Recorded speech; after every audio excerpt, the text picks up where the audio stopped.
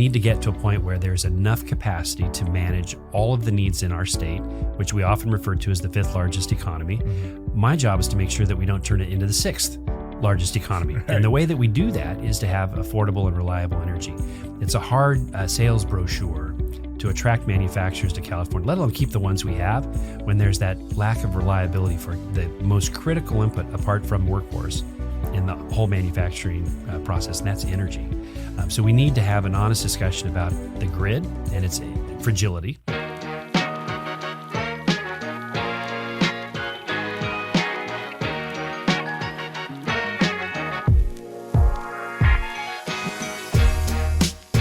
Hello and welcome again to another episode of Sacktown Talks. Today, we're glad to be joined by Lance Hastings by the California Manufacturing Technology Association. Lance, thanks for joining us again. Good to see you. Thank you, Jared. Appreciate it. Yeah, it's kind of timely. As you were on a couple years ago, we were talking. You lived in England for a while, and we just had this whole thing in England happening where the entire country is shut down, unbelievably, over the Queen dying. Kind of, what are some of your thoughts and kind of on that, and kind of the observations you've seen over there in England right now? Well, it was interesting because when I arrived in England, it was June of 2012, and that was her 60th Jubilee. And as I arrived into town, there was pomp and circumstance all over, and I thought it was such a remarkable thing. And then, of course, she had her 70th and then recently passed away.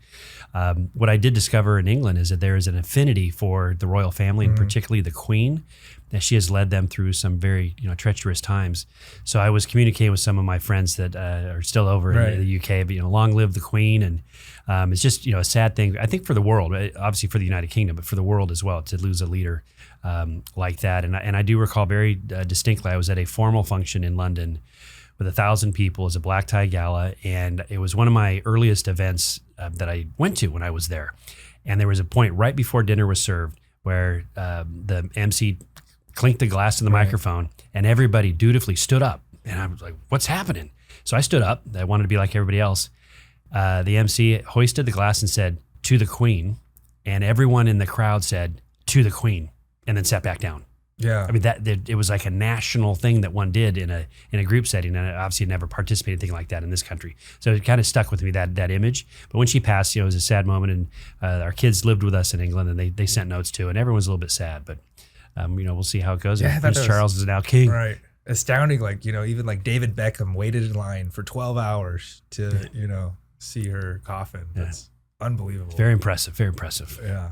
So now, you're back here in California. You've been heading the Manufacturers Technology Association. You guys are up to a lot of work. Kind of, what's some of the latest things you guys been doing? That you guys been doing a lot kind of in media? Yeah, so what we're trying to do, when I took the role, we knew that there was a narrative issue within the manufacturing sector, that we just didn't quite have the narrative right for our industry. So we're going out and talking about what manufacturing actually looks like in the modern era, and what it pays, and how attractive as a career it can be, because we were missing that narrative. And there was a sense that manufacturing was dirty, dark, and dangerous, and it's not that way anymore at all. And yes, there was a time 100 years ago and into the 20th century, manufacturing was tough work. But through efficiency, mechanization, and just technological advancements, manufacturing is a great sector to be working in. So we're trying to elevate that to the general population so that we can attract a future workforce that can be excited about its job, rather than, I'm going to get stuck working in manufacturing. Nothing could be further from the truth. Manufacturing can provide an excellent job and career for really anyone that has a skill and wants to work hard. Yeah, and what amazes me is just talking to people and in manufacturing. And the stuff built here, you don't even realize that's built in California. Like I didn't even realize we build trains here from Siemens in Germany. Yeah, not only here, but here in Sacramento. Yeah, I mean, it's just down the street. We make everything. And I have a little bit of a talking point too, where I say we literally make everything. Because without manufacturers, you wouldn't have any products. And we are at the tip of the spear of the economy. So we take inputs and resources and convert them into goods that people need and want. And that's what makes manufacturing so important, not only to this state's economy, but the nation and the global economy as well. Yeah, and that's kind of something we've experienced recently, right? Like where the global economy has been disrupted, and we were relying on a lot of stuff from overseas. Are we going to begin seeing more stuff built locally, instead of, waiting for things coming from China or overseas? I think so. And we've seen some of that already during COVID, where there was this real focus on the domestic supply chain, and that became a buzz phrase, we need a domestic supply chain. And I think what had happened is that we had allowed the global economy to be just that. a global economy where things are moving all around the world. Some of it made here, some components made elsewhere, but there was this global economy, and COVID really showed the soft underbelly of that system when we relied just in time on a ship coming into a port and the goods getting onto a train or a truck. Right. That was disrupted, and then we really had to focus on the U.S. and not only supply chain issues but reshoring jobs. So we're in that transition right now where the public acceptance of really wanting to focus on a domestic supply chain is probably at an all-time high, and that's giving us an opportunity. And I'll point to the Salton Sea just here in California, massive lithium deposits. California can get in the lithium battery game right now, right here in our own backyard. It's going to take some work. Some environmental work is going to need to be done to make it happen, but we have that opportunity right here in California. No, that's exciting. It's not only like manufacturing kind of as you think in the common space, like building the widget, but California is also the home of technology, right?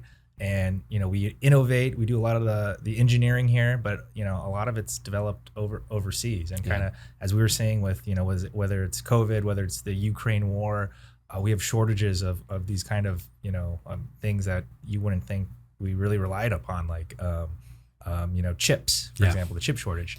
And then you realize there's only like 3 chip builders in the entire world. Can you kind of talk about kind of like, these issues that we're seeing and kind of what we're doing here in California to kind of help bridge the gap on some of these things in the future? Yeah, I mean, it's I hate to say a crisis is a great opportunity, but in fact, COVID did underscore that. And the chip manufacturers that you describe are in Taiwan, which is not necessarily the most politically stable environment that a country can be in. And with the federal passage of the Chips and Science Act, and CMTA was involved in that. We sent letters in to advocate for it, and we've already seen some traction with that. Solidigm announced last week they're going to be locating a facility here in the Sacramento area. So getting chip manufacturing here closer to where the intellectual property is, because you're right, we are the innovators, but what we don't want to become in California is just the innovators and great weather. Right. And we need that workforce and we need the output. And I think over the next 5 to 10 years, you're going to see California get an outsized share of that federal chips money, and California really established itself as a key cog in the semiconductor world. Yeah, we had this interesting podcast. We talked about water and agriculture in the valley, and basically it was this kind of scenario we're facing here in California is if we don't have enough water, we're not going to have enough agriculture, and that agriculture is going to get outsourced, where there aren't going to be fair wages, there aren't going to be clean energy uses, things that we value here, making our food. And the same can go for manufacturing, right? Indeed. Kind of what can we do as Californians to kind of prioritize jobs here in California, manufacturing products, in ways that we value? I think if we have an honest discussion across what I'll call the public policy landscape about the future of the state's economy and all of its subparts. So agriculture is a very important cog in that wheel, but so is manufacturing. I mean, aerospace alone accounts for $66 billion of economic activity here in California. And that's just California. And with that as a subpart of the broader manufacturing sector, it's massive. California is the largest manufacturing state in the country. It's the highest workforce of 1.3 million employees. We have 30,000 manufacturers in California. And they also need water. I mean, to tie the two together, you need a lot of water to manufacture things. So it's not just water for ag or water for residential. There's a requirement there. So we just need to have this much more honest discussion. What do we want California to look like 5, 10, even 20 years down the road? Because right now we don't have a roadmap. And I'll accept partial blame for that. We're working on a manufacturing master plan for the state of California that we're going to share with the administration and legislature next year. But we need to have a horizontal view of what things need to look like. Because right now it's putting Band-Aids on things and fixing it with bubble gum and duct tape. Right. And that's just not a way to do it. And I've already had conversations with Dee Dee Myers at GoBiz about having a requirement to have a manufacturing plan for California. And we're working toward that. That's interesting. Most businesses or banks are forced to have what they call a strategic plan, right? Or exactly. A year, 3 years, 5 years. And kind of I've seen not only is water an issue, but energy, right? We all want to have energy that's made clean, sustainable, et cetera. And we have this balancing act here in California where, we want to do some things and we want to do it this way, but we're not quite there yet. And kind of energy is a big thing we've recently had here, a month ago or a couple weeks ago where we didn't have enough Labor of Day it. weekend. Yeah. So how is that affecting manufacturing, and what can we do in the future to ensure that we all have enough power to run our air conditioners, make our products, et cetera? Well, good. We just turned this into a 2-hour podcast. This is perfect. Energy, it's interesting. We have two issues in manufacturing that I want to make sure I highlight today. One is workforce, and we can get to that in a bit. But energy, not only energy itself, but reliable and affordable.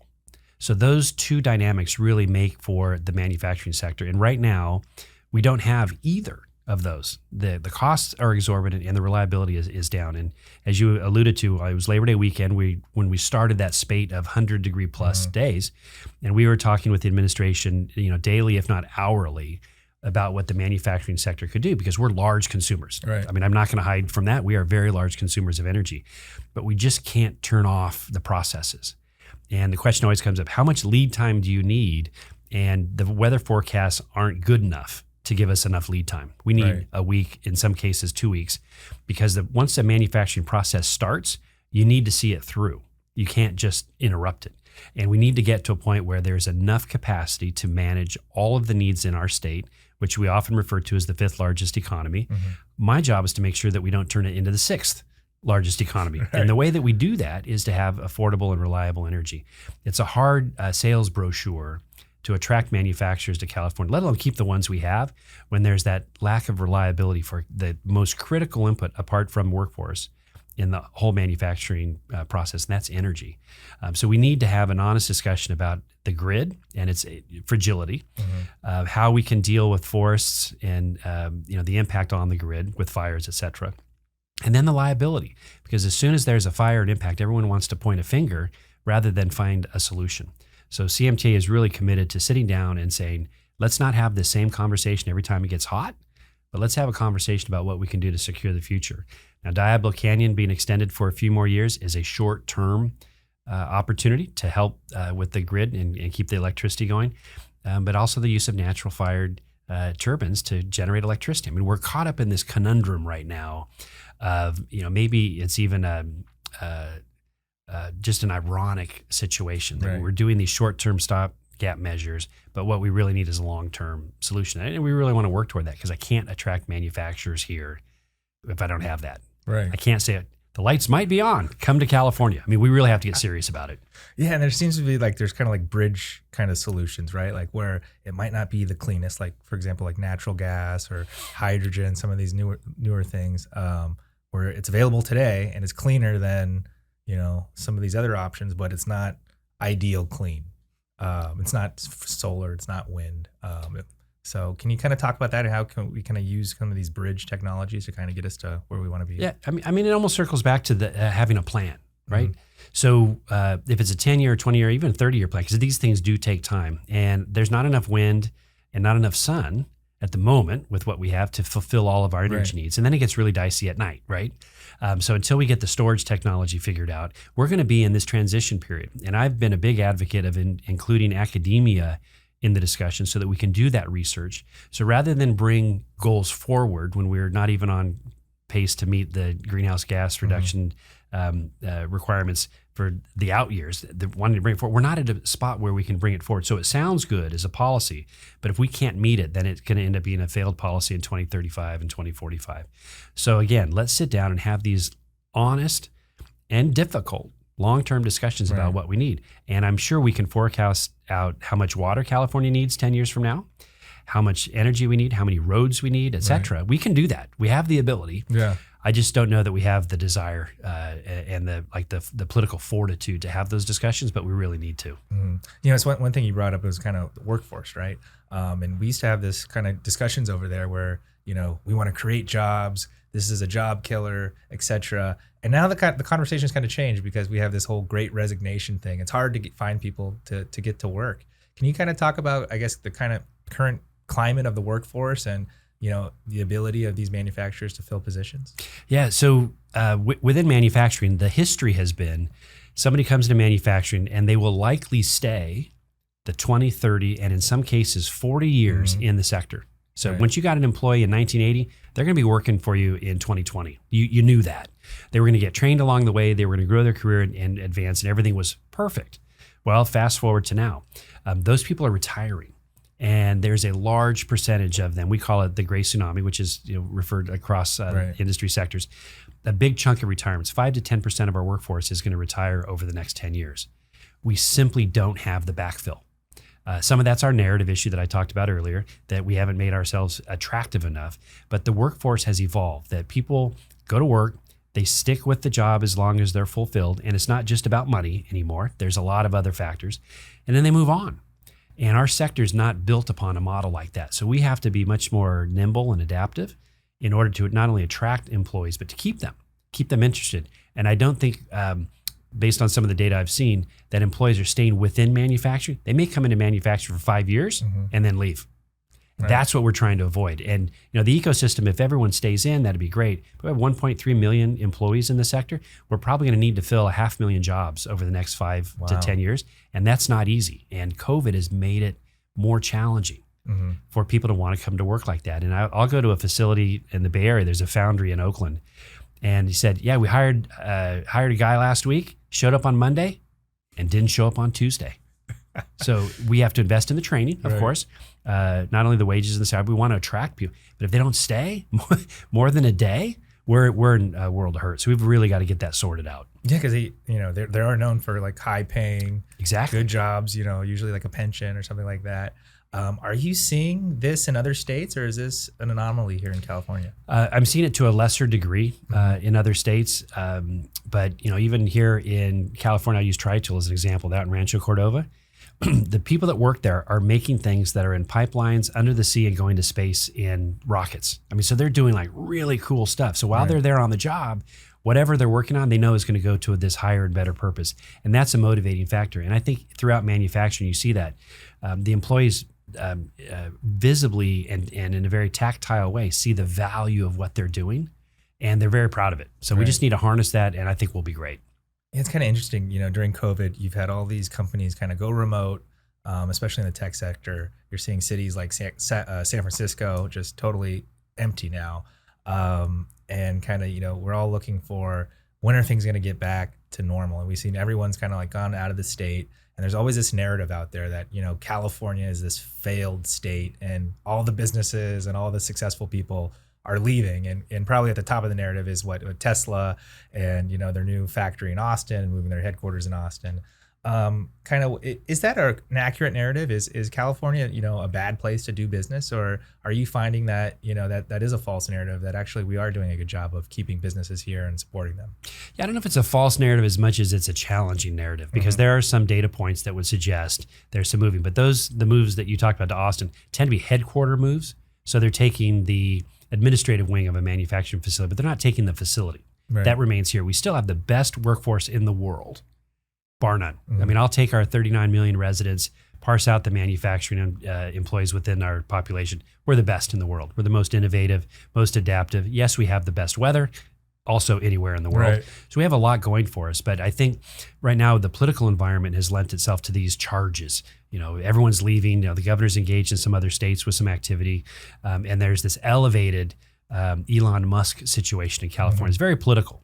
I'd like to get away from that and really talk about the attributes that California has. And there has been this shift, back home or remote, even our offices. But what we realize, to be a manufacturer, you have to be at the factory. Yeah, we're not a cottage industry. So we use Tesla as an example. They can't make a car in their garage and then drive it to the sales place. There needs to be a factory. So when COVID hit, we worked very hard to keep the facilities open throughout California, and it wasn't easy because we didn't know what COVID was. We didn't know how it was transmitted. We knew that it was pretty lethal, but manufacturers had to keep working. So we worked for months making sure that we were doing all the right things to keep the facility safe. And I think that demonstrated California's kind of resiliency to see through a crisis and maybe set us up for the long term. But the impact in the cities, even in Sacramento here, it's daunting. Yeah. The cities do not look like they used to. No, definitely not. So we're coming out of the the end of the legislative session. We're here in bill signing territory, and you recently just got some bad news, didn't you? We did, yes. Can you tell us a little bit about the bill you were working and kind of its veto and what you guys are planning for next year? Absolutely. So a year and a half ago, Assemblyman Grayson and I sat down and had a long conversation about the future of manufacturing and what we could do to boost manufacturing in California. So we looked at various options, and we settled upon what we thought was the simplest and most broad-based approach. And that was to treat all manufacturers the same, give them an incentive to invest in the state through capital purchases, and exempt those purchases from the sales tax. So that is simple, but it's very complicated underneath that. There are funding shares that go to local government, there's shares that go to the state, and there was a concern among local government that we were somehow taking money away from them, and that was proved to be a very significant headwind for the legislation. Having said that, we had economic analysis that showed there would be $1 to $3 billion in brand new economic activity in the state of California, which itself would be fully taxable. Right. So you remove the sales tax portion, but then you get this much larger pool and create 160,000 new jobs. So with that kind of dynamic analysis versus the static analysis of the local government, we just didn't have enough to overcome that. And the governor, in his veto message that we anticipated, highlighted the fact that there's the money to pay for it. What I maintained all along was to the local governments, you're not getting that revenue right now because manufacturers are not investing in the state. And yes, it became a kind of a rhetorical back and forth exchange, but Mr. Grace and I will be back with another proposal that will boost manufacturing, but it may not be a tax or fiscal policy, but we're going to come back with something because we need to demonstrate to the manufacturing sector and to the country that California is in fact open for business, and we're committed to making that happen. Yeah, that's interesting. Is people are always looking towards the short term, something you just kind of talked about earlier. And, this year we had this record surplus, this record, budget. And if any time this was going to make sense and they could take the risk, it would have been this year. So that's kind of unfortunate that they're kind of, nearsighted on this. I guess what can you do to kind of, bridge that gap, for next year and kind of bring this along? Government, legislative politics, it's a long game. Right. If we were as successful as we wanted to be and had the bill signed, that's a 1-year, very aggressive deal. We worked across party lines. In fact, of all the votes cast, there were only 3 no votes on the bill in its entire legislative process, which is remarkable. And even among the business community, there's some recognition that we can have reasonable business proposals in the legislature and have them be successful. So we're happy about that. But we just have to see this thing through over the long haul, and it'll take several permutations. The legislature may come back with a little pivot. The governor's office may come back with a pivot, but we're committed to seeing it through. I'm not wedded to just the sales tax idea, but that was the simplest and most broad-based way that we could approach it. That would benefit small, medium, and large manufacturers together. It's fascinating. You talk to members, especially from kind of the Long Beach, LA area, at the port where they're talking about products coming in, being put on a truck, being put on a train. And you begin to think how, manufacturing, transportation, energy, it's all connected, right?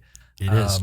A lot of news has been made, transportation sector here in California, trying to go cleaner, to, EVs and things like that. Kind of what is the manufacturing, businesses looking to do in this sector, and how are they preparing for this transition to kind of these new type of transportation methods? Well, all of the indications are we're headed in that direction. I mean, it's obvious we're really going in that way. We're not yet prepared. So, for example, if the California electric grid can't handle the electric vehicles that are on the road right now, there's no way, barring a miracle, that even in 2035, when internal combustion engines will no longer be able to be purchased at initially.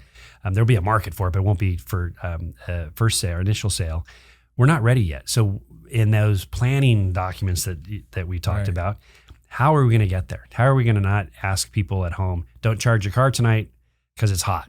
I mean, we have to kind of get past that, and the grid just can't handle it right now. So again, having those honest discussions to finding an appropriate timeline. And I always find it interesting that timelines are even year, rounded years, 2025, 2030. You know what? It might be 2037 by the time we're able to get to something, but that's not a fancy number that people can wrap their minds around. But we have to have on-ramps to these policies, or they're not going to work. And then the public's confidence in public policy development is going to fall apart. So it has to be reasonable, attainable, and as least impactful as possible, but we're headed in that direction. Hydrogen is a technology that could be scaled up. Electricity for sure. The ports are looking at all kinds of things. But since you mentioned the port, if I can just pivot just for a moment, the global economy had developed over the course of the early 2000s and 2010s, this just-in-time efficiency, right, from resource to retail and to your front porch. I mean, everything literally was just in time. Any hiccup in that process is going to mess up the supply chain. Any one hiccup. right. We had a series of hiccups as a result of COVID. The whole system has been discombobulated. And just now we're able to get back to a sense where products are flowing. And I just was with Gene Soroka from the LA Port earlier this week, where he explained they're about caught up. So here we are, late 2022. Right. The pandemic started in March of 20, and we're just now catching up. Great sign that we're caught up. I think he said there's only 10 ships offshore waiting to come in and offload. So we're getting there, but we just have to have a conversation. What's meaningful and reasonable and an appropriate timeline on all these things is it just can't be a number that people pick out of a hat. Yeah, you've done some interesting things up at CMTA. You've brought in a new kind of comms director, and you guys have really focused kind of media.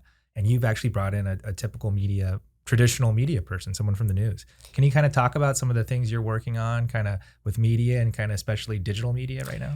Yeah, earlier this year, when we had an opportunity to bring in a new lead of our communications function, CMTA made a conscious decision that if we own the narrative, we need to be able to tell it in a way that can resonate with people. And I'm not just legislators and thought leaders, but people. And I thought we need a storyteller, someone who knows how to tell stories and can do it in an authentic way. And a lot of the pathways led to people in media, because that's what they do. I'm not a storyteller necessarily. I like to tell tales, but we needed somebody who's a professional at it. So we've been able to get Ananda Rachita to join our team. She came from Sacramento's ABC 10 affiliate, investigative reporter during the week, and then the weekend anchor of the news in the evening, and just phenomenal. So she's taken this narrative to heart, right, and is looking at proper avenues, mediums, and the other avenues to get our messaging out. And so far in the first 3.5 months has just smashed it. She's had CMTA on the news. We had a CNN spot, which right, first time I went national. But we're just telling that story about manufacturing narrative, and you can expect more to come. We started an Instagram page, which we didn't have before. So we're putting content on that every day. Thursday is Throwback Thursday. So we go into our archives and get pictures of manufacturing from 50 years ago and today. Yeah, I noticed that. And we compare that. We're doing a TikTok. We're getting that started. And a Walk-Up Wednesday where we feature a staff member with their walk-up song coming to work. And we're just trying to do those clever things to really resonate across California. Are you guys, I know you guys like invested in kind of a studio kind of space up there. Are you guys doing like a manufacturing podcast or anything like that? Yeah, we're doing a Friday 5, which is now the top 5 items in the manufacturing sector that we send out. And it's more pithy rather than newsworthy. It's just things that we've been doing in the sector. And it's all building to what we're going to either call a manufacturing minute or a manufacturing moment, where we have Ananda sit down and just carry the weekly message. And I think once we get that rolling, you're going to see a lot of narrative ownership from CMTA for the sector. We're really excited about the future. Yeah, with 30,000 manufacturers, I think you said. There's no shortage of content or stories. Yeah, and they need their story to be told. They deserve it. And Ananda is just a fantastic storyteller, not just in the words and the narrative, but the visual nature. Right. She really captures it. You kind of talked about we have a very diverse manufacturing here, and some stuff you've never thought about, some of the things you're talking about with aerospace and things like that. What are some of the most unique manufacturers we have here in California? I'm going to point to one here close, and it's unique because it's so close to the Capitol. And that's Blue Diamond Growers. Oh, yeah. So Blue Diamond is over on C Street, and you and I are sitting here on L Street across the street from the Capitol. So by my estimation, Blue Diamond Growers is the closest manufacturing facility to the state capitol. And as a result, it's right there. And they're bringing their global brands. They're processing it here in Sacramento and exporting it all over the world. So there's that story. And it's tucked in off C Street. And so many people that live in Sacramento drive up 16th Street to get out of town, don't even know it's there. And that's both the kind of the beauty and wonder of it all, but also the mystery of it all. There's manufacturing all around us. And we make critical things. So your neighbors, your friends, you probably 1 degree of separation from every one of us with someone in the manufacturing sector. And I think that's pretty cool. No, that's right. Especially when they're making that sugar almond, and you're by there and you smell it and it just smells so good. And it's right here. So we try to leverage that as much as we can. Another facility is out in Rancho Cordova, Springboard Manufacturing, and they're in plastic injection mold And yeah, it's hot because they got to get the resin hot to make it, but they're just churning out products and components for cars, for fuel applications and diesel. And it's just amazing. And they've got 200 employees out there working hard every day. Then they go home. Yeah. And that's the nice thing about manufacturing because we make everything. Yeah. So you recently got your EMBA. What is that, and what made you pursue that degree? So for a lot of years, I've been kind of wanting to go back to school, or at least get more educated. Right. So Sac State, where I went for my undergrad work for an economics degree, has an executive MBA program. And it is cohort learning. It's a 15-month accelerated program. And for me, I started it during COVID. So we had our orientation and boot camp on Zoom.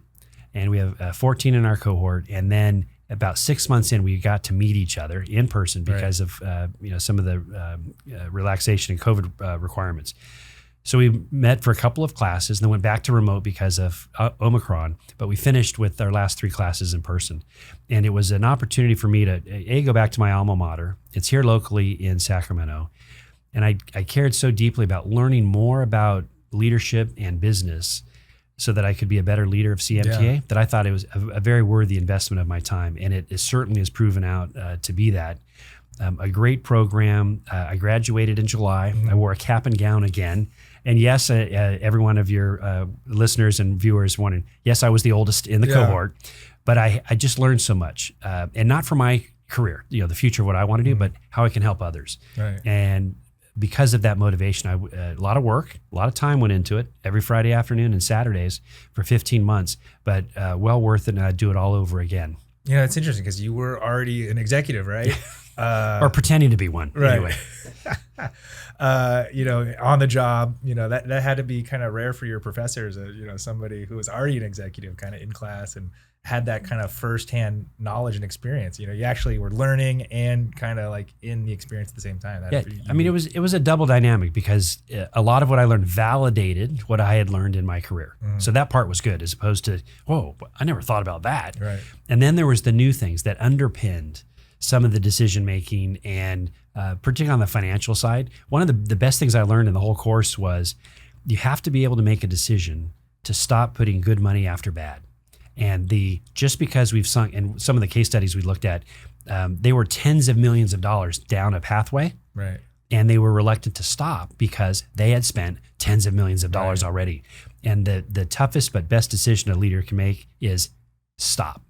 Stop that craziness. Let's regroup and figure some things out. And I've been able to apply some of that at CMTA, just to say, just because we've done it for so long, we're not going to do that anymore. And there was a general sense of relief, like, oh, I've been worried about that, and now we don't have to worry about it anymore. And that was one for me was almost an epiphany of sorts. Let's stop doing some things. No, that's a good point. And you can apply that to business. You can apply that to politics, right? In your everyday life too. Everyday life. No, that's something. Top of the news. We're coming into an election season. Of course, we have all the propositions and things like that. But all we're hearing about is these rising interest rates, inflation, things like that, recession. Kind of, what are you guys seeing in the manufacturing sector right now, and kind of what are you guys bracing for?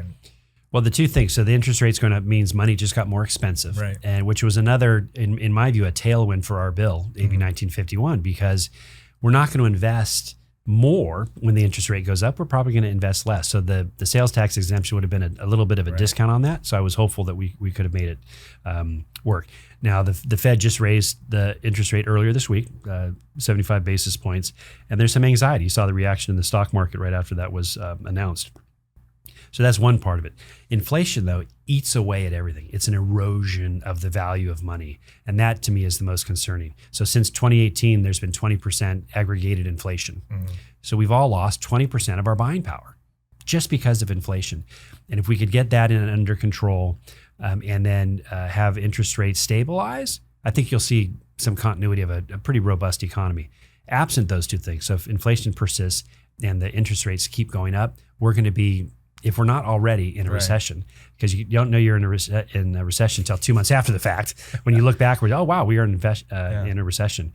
I was in Washington D.C. this week, and Janet Yellen, the Treasury Secretary, gave a presentation, very compelling, and they're trying all their fiscal tools that they can do to manage this dynamic between inflation and the interest rates and unemployment. They're all related. So people are minding the store, but I'm very concerned going in, and particularly behalf of the manufacturing sector. If we're not able to make those capital investments, right, it's going to be challenging.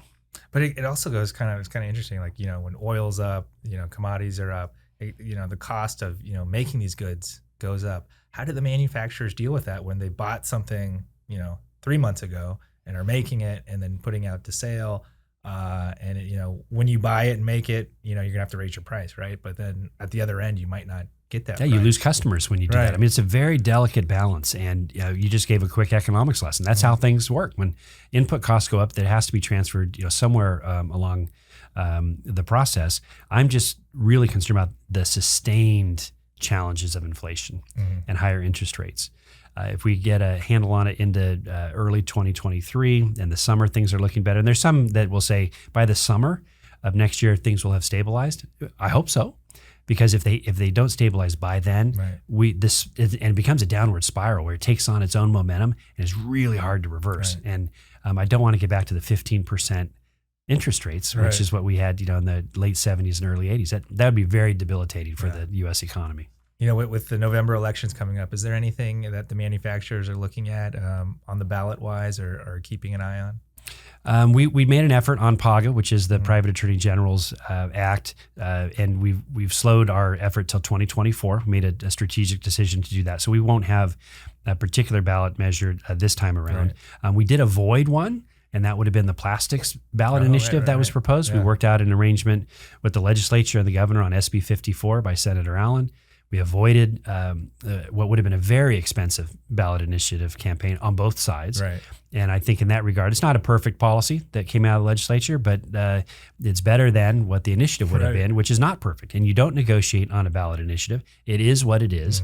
And to change one after the fact through amendment is very difficult. Oh, yeah. So there was a lot of pressure on all stakeholders to come to an agreement, and we were able to early in July and avoided a ballot issue. So sometimes, there's things that are on the ballot, but almost as important is what's not on the ballot. No, exactly. Good point. And just kind of coming into the end of the year and looking to next year, what are some of your top priorities? So we're going to resume that narrative pitch on behalf of manufacturing for sure. And then we're going to identify a broad-based, again, simple solution to give manufacturers an incentive to be here, stay here, and come here. And if we can accomplish those three things, 2023 is going to be a great year. I'm already looking at it with optimism because of the team that we have at CMTA, the focus on issues and the focus on our owning our own narrative. That I've been in the role now almost 4 years. Never have I been as optimistic as I am about the future than I am right this minute sitting across from you. No, that's a good point. Is once you get your story out there and people understand, it's kind of like, how could you fail? Like once everyone has that understanding. So, wish you the best of luck and thanks for joining us. And for our listeners, if you guys want to find out more information about Lance and CMTA, I definitely encourage you to check out Lance's Twitter at Lance Hastings and CMTA. Was it at CMTA? At CMTA. And now on Instagram and we'll be on TikTok soon. So we'll be seeing Lance dance hopefully coming up. So thanks, Jared. Appreciate it. Thank you so much. Good talking with you. All right, thanks.